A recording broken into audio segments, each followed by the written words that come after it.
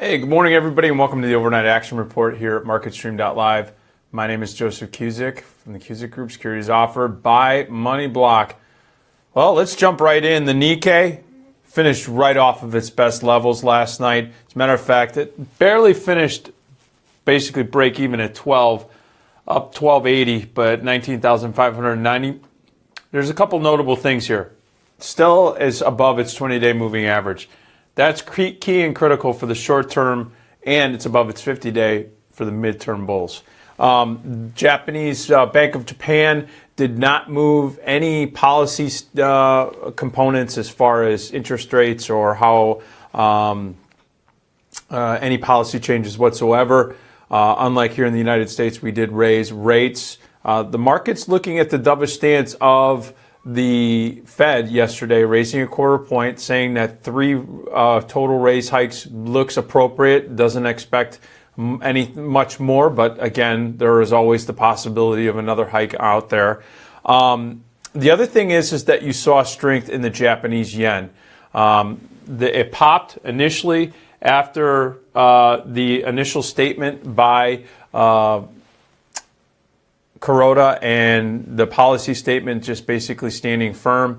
The market just held up and basically finished flatline. So right now I would say that Japan is, the bulls are still in control, but we're going to be very data dependent there. Also, watch the US dollar. That's going to give a big indication of pullback there, strength in the yen. Let's see if the market holds up. Taking a look at China and the Shanghai Composite, finished up 0.8%, almost 0.9% at 3268.93. You can see it was trading right off of its best levels overnight.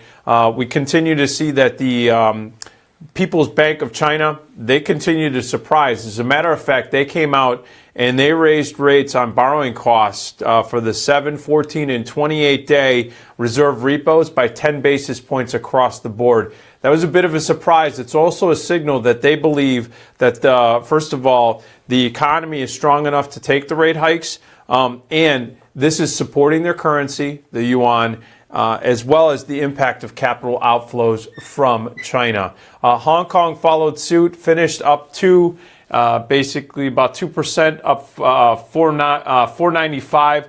Again, the housing market there has been red hot. The fact of the matter is that they're raising rates on the short end of the curve.